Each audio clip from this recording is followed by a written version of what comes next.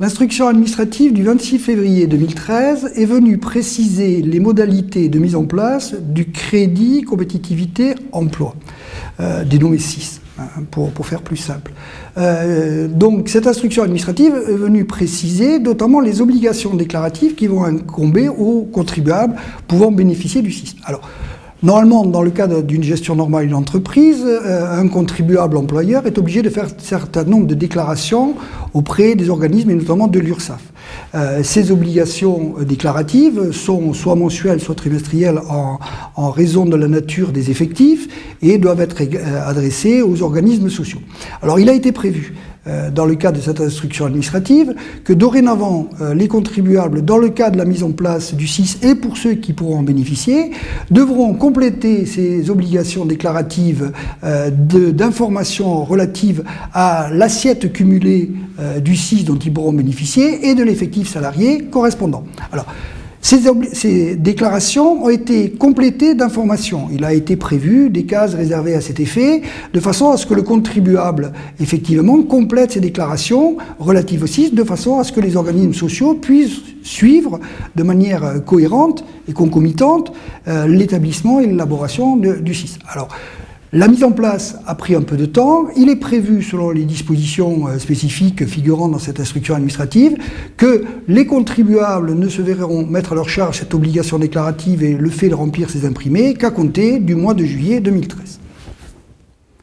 L'instruction administrative du 26 février 2013 est venue apporter aussi des précisions sur la notion de contrepartie qui va incomber aux entreprises dans le cadre de la mise en place du 6. Une des grandes interrogations était de savoir si, lorsqu'on bénéficierait du crédit d'impôt de compétitivité emploi, une entreprise aurait un certain nombre d'obligations et devrait remplir un certain nombre de conditions.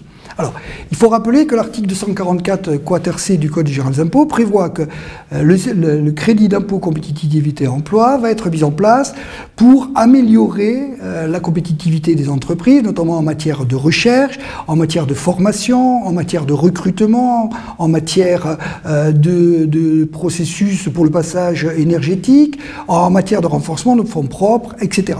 Donc il était question de savoir si les entreprises allaient avoir des contreparties. L'instruction administrative du 26 février 2013 apporte une réponse négative à cette question, puisqu'elle n'obligera les entreprises qu'à présenter sous forme de notes littéraires adossées à sa déclaration de résultat, ou dans le cas d'une note jointe à ses comptes annuels, des précisions sur l'utilisation ou la mise en œuvre du 6. Alors, cette obligation qui est mise en charge des entreprises n'est qu'une obligation dans le cadre du principe général de la transparence, mais ne conditionnera pas le fait de pouvoir bénéficier ou non du 6, dès lors que, effectivement, on aura rempli ce type d'obligation tout à fait simplifiée et tout à fait réduite. L'instruction administrative du 26 février 2013 apporte des précisions en matière de position de l'administration fiscale. Alors, elles sont de diverses sortes, on va pouvoir les détailler. Le premier est relatif au contrôle fiscal du crédit d'impôt compétitivité emploi. Ce crédit d'impôt compétitivité emploi sera vérifié dans les conditions générales de vérification prévues par l'article L10 et suivant du livre de procédure fiscale.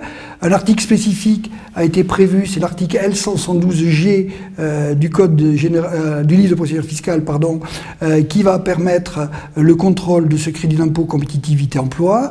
Alors il est prévu que le délai général de contrôle de ce crédit s'établira à la 3e année qui suit celle au titre de laquelle la déclaration du 6 aura été effectuée, ce qui revient, si on prend un exemple simple, un 6 déterminé sur une année N, déposé pour en bénéficier au titre d'année N+1, pourra être vérifié jusqu'au 31 décembre de l'année N+4. Alors cette instruction administrative apporte d'autres précisions, notamment sur la méthode de comptabilisation. L'autorité nationale de contrôle des comptes a précisé ou a indiqué selon quel compte comptable le 6 devait être comptabilisé. Il sera comptabilisé en crédit du compte 64 charges de personnel. Ça, c'était une précision complémentaire. Deuxième précision complémentaire, le crédit d'impôt compétitivité emploi ne constituera pas une créance imposable à l'IS et donc nécessitera un retraitement fiscal, notamment lors de la détermination des résultats à l'impôt sur les sociétés, sur l'imprimé spécial, l'imprimé 2058A. Et enfin, l'administration précise que le crédit d'impôt compétitivité emploi n'aura aucune incidence sur le calcul de la cotisation sur la valeur ajoutée des entreprises qui rentrent dans le champ d'application de la contribution économique territoriale et n'aura aucune incidence sur la détermination de la base imposable de cette cotisation sur la valeur ajoutée des entreprises.